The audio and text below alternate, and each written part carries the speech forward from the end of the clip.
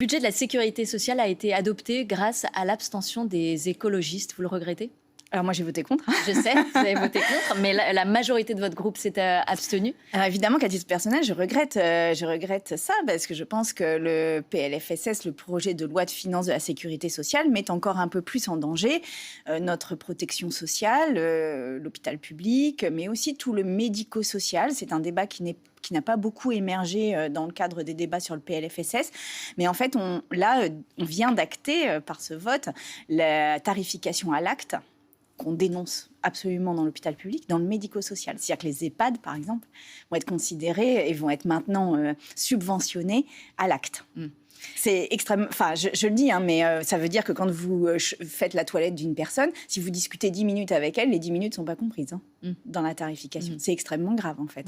Extrêmement grave. Vous vous sentez en marge de votre groupe, du coup, puisque vous n'êtes pas en adéquation avec le vote. Mais je n'ai pas complètement...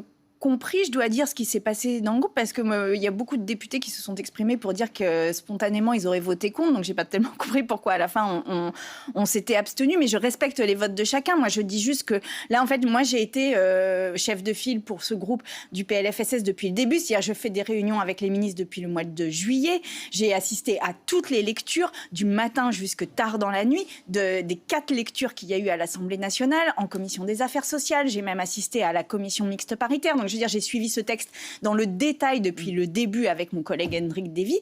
Et je dis vraiment attention, parce que ce que nous avons fait, c'est que nous avons accéléré en fait une espèce de glissade d'une protection sociale qui est en train de s'affaiblir faute de recettes et que le gouvernement n'a fait aucun pas sur les recettes. Donc oui, il y a des choses sauf que ce positives. vote, il permet quand même la stabilité du non, pays. il permet... Et il permet aussi d'éviter une dégradation du déficit. 24 milliards ou 30 milliards. Vous allez me dire, c'est peut-être pas suffisant. Il permet de maintenir le macronisme sous vos respirations artificielles, raison pour laquelle moi j'étais archi contre.